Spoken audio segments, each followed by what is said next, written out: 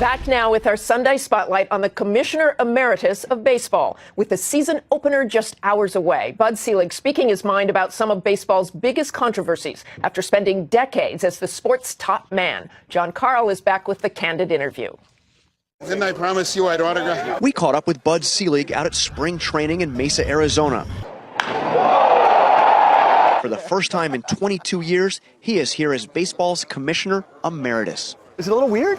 Well, it's different. I will say that. It's been different. He was to be a temporary commissioner. Instead, his tenure was the second longest in MLB history, taking baseball through the dark years of strikes and steroids towards a brighter and much more profitable future. There's some big changes to the game under your watch. Did you leave any unfinished business? You know, I don't really think so.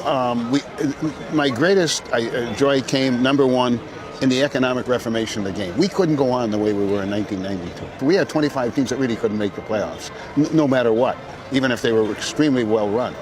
And now you have 20 teams that coming into spring training thinking they have the legitimate shot. More than 20, and they do. The latest change, batters must now remain in the batter's box. No more walking around between pitches, a rule designed to speed up the game.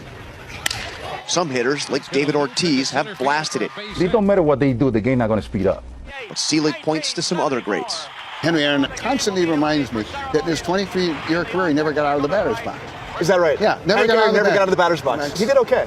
There was a game last year, the Yankees in Tampa, 1-0 game. It took 3 hours and 28 minutes. 1-0. And it drove me crazy. I'm home watching it, and I'm so angry by the end of the game, I can't see straight.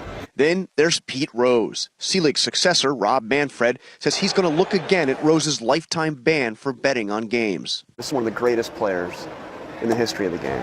One of the fan favorites. Is Pete Rose ever going to be back in baseball and ever be in Cooper? Well, Rob is the judge. Now you're not the judge, so you can tell. No, I'm not, but I still have the same strong feelings. That gambling rule has been on the books for forever. And the job of a commissioner is to always, under all circumstances, protect the integrity of the sport. And I would say that Rob's theory is the same as mine. He's the judge, and he'll have to make whatever judgment. Well, that means he'll be looking at the same set of facts you were looking at. Well, which would suggest.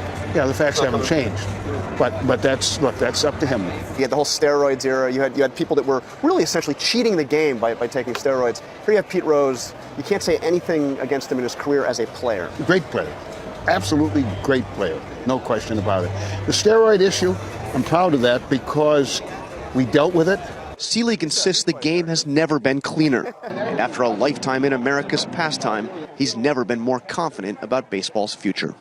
I understand you're working on your memoirs. Is this going to be a tell-all book? It's going to be a story of my career from 1960 to the present. What's been so amazing about it, it's just taken me everywhere. One thing about being a commissioner, you're in every arena, and I guess I'm going to try to tell that story the best I can.